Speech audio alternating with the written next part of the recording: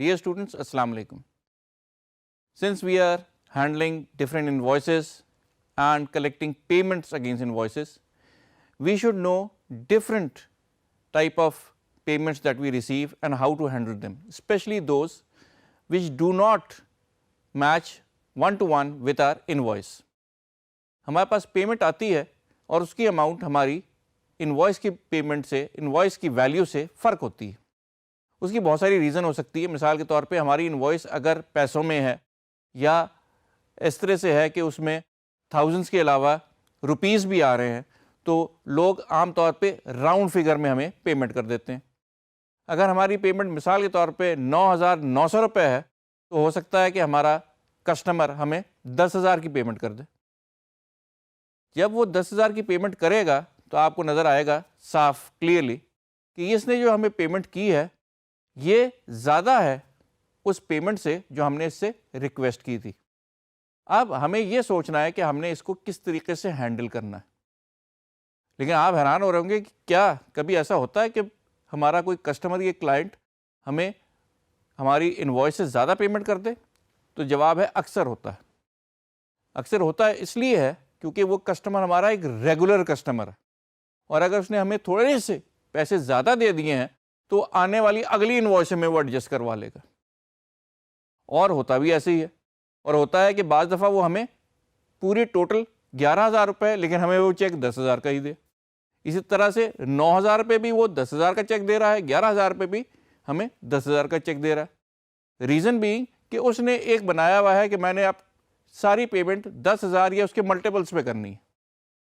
तो अगर हमारे पास 9,000 की उससे रिसीवेबल खड़ा हुआ है तो हमें 10,000 रुपये देगा. 11,000 का खड़ा हुआ है तब भी वो हमें 10,000 देगा. और जो डिफरेंस है वो हम आने वाली इनवॉइसों में एडजस्ट करते चले जाएंगे.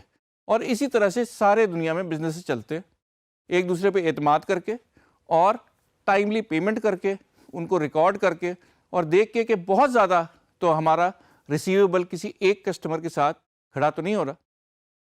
अब हमने ये देखना है कि अगर हमारे कस्टमर ने हमें कोई बड़ी पेमेंट कर दी हो तो हमारा सिस्टम हमें किस तरीके से मदद करता है.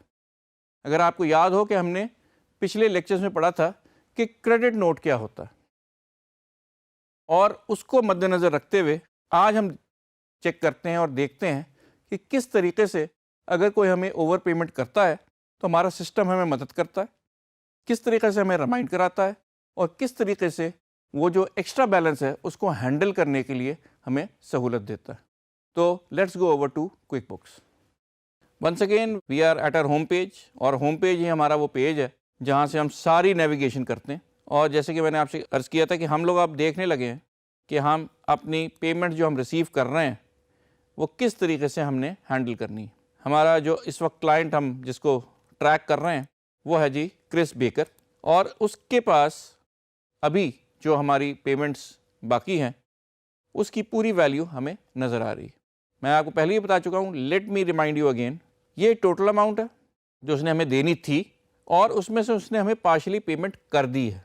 तो ये है अमाउंट ड्यू. अमाउंट ड्यू का मतलब ये होता है कि अब जो बाकी रह गया है बैलेंस वो नज़र आए. तो ये वो बाकी बैलेंस है जो नज़र आ रहा है. अगर आप नीचे टोटल देखें तो ये टोटल था ओरिजिनल इनवॉइसेस का जो हमने उसको की हुई थी, और ये जो नीचे आपको टोटल नज़र आ रहा है ये टोटल है जो उसने हमको देना है एक्चुअली इस वक्त, क्योंकि उसने हमें पार्शली कोई पेमेंट की हुई है. अब वो क्लाइंट, ये कस्टमर हमें एक नई पेमेंट करता है और ये पेमेंट हमारे इस वैल्यू से ज़्यादा की है. उसने हमें पेमेंट की है क्योंकि वो राउंड फिगर में करता है. वो हमें 1,70,000 रुपये की एक लम सम पेमेंट कर रहा है. अब हमने उसे हैंडल करना है और देखना है कि हम उसको अपनी इनवॉइसेस पे किस तरह से ब्रेक करते हैं. ये हमारी इनवॉइस पूरी तरह कवर हो रही और ये भी हमारी इनवॉइस पूरी तरह कवर हो रही है. अब जैसे कि आप यहाँ देख सकते हैं, यहाँ लिखा हुआ है ओवर पेमेंट, और ओवर पेमेंट बाई 780. इसका मतलब ये है कि उसने जो हमें लमसम अमाउंट दी है वो उसकी पेएबल इनवॉइसेस से ज़्यादा है वैल्यू में, इसलिए उसने हमें $780 एक्स्ट्रा दे दिए. अब हम पे मुनहसर है कि हम इसको किस तरीके से हैंडल करें. हमारे पास ये दो ऑप्शन दे रहा है, leave the credit to be used letter اور دوسرا ہے refund the amount to the customer.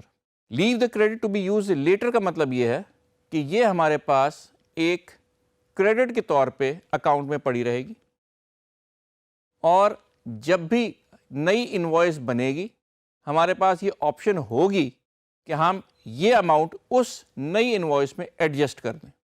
دوسری چیز یہ ہے کہ ہم اس کو یہ اماؤنٹ چیک کی صورت میں ریفنڈ کر دیں. یہ دونوں آپشن ہمارے پاس موجود ہیں، لیکن عام طور پہ جب آپ کا رننگ بزنس ہوتا ہے اور آپ کا کسی کسٹمر کے ساتھ مسلسل کانٹریکٹ ہوتا ہے تو اتنی چھوٹی سی اماؤنٹ عام طور پہ رول اوور یعنی کہ اگلے آنے والے انوائسز کے لیے چھوڑ دی جاتی ہے. ہو سکتا تھا کہ ہمارا جو اسے ریسیویبل ہوتا وہ 1,70,000 سے زیادہ ہوتا اور وہ ہمیں جو ایک چیک دیتا وہ 1,70,000 کا ہوتا. اس کیس میں جو چھوٹی اماؤنٹ رہ گئی تھی وہ ہم آنے والے بلوں میں ایڈجسٹ کر سکتے تھے. اس کیس میں اس نے ہمیں اوور پیمنٹ دے دی ہے اور ہمارے پاس آپشن موجود ہے کہ ہم اس کو آنے والے کسی بھی انوائس پہ اس کو جو ہے استعمال کر سکتے ہیں. پہلی صورت میں ہم یہ کرتے ہیں کہ ہم اس کو ایک نیکسٹ انوائس میں استعمال کر کے دیکھتے ہیں. ہمارے پاس اوور پیمنٹ ہے $780 کی، یاد رکھیے گا.